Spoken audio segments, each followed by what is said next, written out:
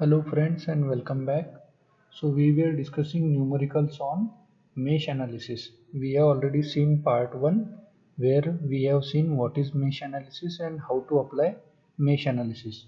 Now in this video we will further see how mesh analysis can be used to calculate various currents present in the circuit.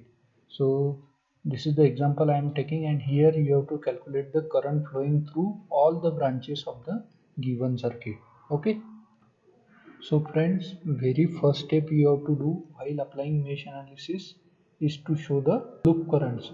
So our circuit basically consists of two loops. Okay, so suppose this is loop 1. So suppose current I1 is flowing in clockwise direction. Now this is loop 2. So let us suppose current I2 is flowing through this loop. So let us suppose this current is flowing in anti-clockwise direction. So you can take any direction as per your choice. Okay, so here I am taking one current as clockwise and another current as anti-clockwise. So this is your first step: identify the loops and show the loop currents.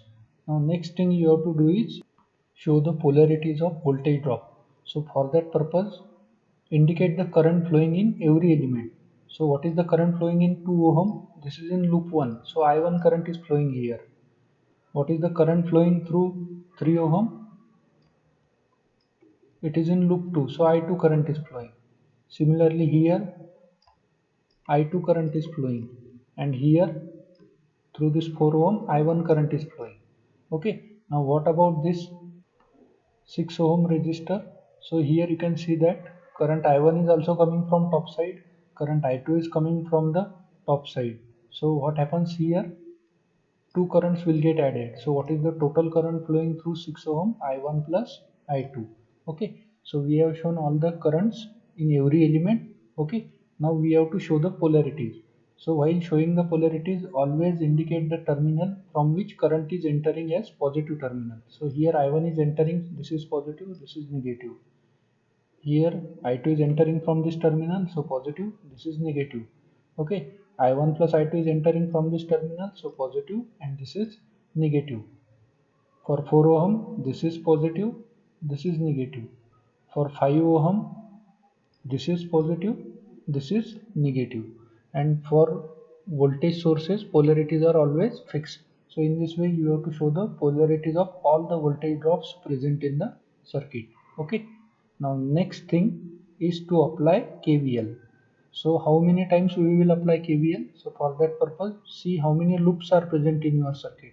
So here we are having two loops, so we have to apply the KVL two times like this. So one by one we will apply KVL. So apply KVL to the first loop. So friends, when you are applying KVL to any loop, first of all find out how many elements are present in this circuit, in this loop, sorry.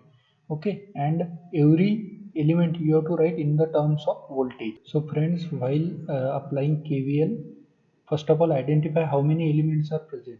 So what is present in the loop 1? 10 volt, 2 ohm, 6 ohm, this 6 volt, and this 4 ohm resistance. So you have to indicate everything in terms of voltage, because what we are applying over here, voltage law. So you have to indicate each and every component in terms of voltage. So if resistance is present, you have to multiply it with current flowing through that resistance, so that it will get converted into voltage term. Okay, so start with voltage. So 10 volt voltage term, write as it is. Then after 10 volt you are having this resistance. So 2 resistance should be multiplied with current, so that it will get converted into voltage. Current flowing through 2 ohm is I1. Then this 6 ohm, what is the current flowing through 6 ohm? I1 plus I2. Then what we are having, 6 volt. So this is voltage term, write as it is. Then this is 4 ohm. So what is the current flowing through 4 ohm? I1 is flowing through 4 ohm, and then your loop is finished. So algebraic sum of all these voltage terms should be equal to 0. So this is the statement of KVL. Algebraic sum of all the voltage drops in a loop should be equal to 0. Now what is remaining? We have to give the sign convention. Okay, so for that purpose, focus on this current I1. Now look at the direction of I1. From which terminal current is entering in each element. So this through this 10 volt current is entering from negative terminal. So use negative sign. Through this 2 ohm, through this 6 ohm, through this 6 volt and through this 4 ohm current is entering from positive terminal. So all these terms should be positive. So you have to look at from which terminal current is entering into that element. If current is entering from positive terminal, use positive sign. If current is entering from negative terminal, use negative sign. So this will give you KVL equation. Now solve this equation. What you are getting? So this equation we are getting. Now take constant terms on right hand side and current terms on left hand side. What you are getting? So this equation you are getting. Now again all these terms are divisible by 2. So divide with 2. So this equation you are getting, call this as equation number 1 because this cannot be simplified further. So we have got the equation 1 when we have applied KVL to loop 1. Similarly now we will apply KVL to loop 2 to get equation number 2. Now for this focus on loop 2. So what we are having 2 volt. So 2 volt voltage term write as it is, then 3 ohm. So must be multiplied with current. What is the current flowing through 3 ohm? 2 I2. Okay. Then this 6 ohm. What is the current flowing? I1 plus I2 current is flowing. Okay. Then this 6 volt. Okay. Voltage term write as it is. And then this 5 ohm. What is the current flowing through 5 ohm? I2 is the current flowing through 5 ohm. So all these terms are in terms of voltage now. Okay, so this should be equal to 0. Okay, now we have to give the sign convention. So for sign convention always focus on loop current. Now current I2. I2 is entering from negative terminal of 2 volt. So use negative sign. Through this 3 ohm current is entering from positive terminal. Through this 6 ohm and 6 volt current is entering from positive terminal. So use positive sign. And again from this 5 ohm current is entering from positive terminal. So use positive sign. Okay, so this equation we are getting. Now similar to the previous equation, we will solve this equation like this. So this we are getting. Now take current terms on left hand side and constant terms on right hand side you are getting. So this equation we are getting, again divide each and every term with 2 so that we will get simplified form. Or instead of that what we can write, in this we are having 6i1, here also we are having 6i1. So if we find 6i1, then we can put the value of 6i1 over here and then we can simplify this. So we will write 6i1 as, so this you are getting. Now call this as equation number 2.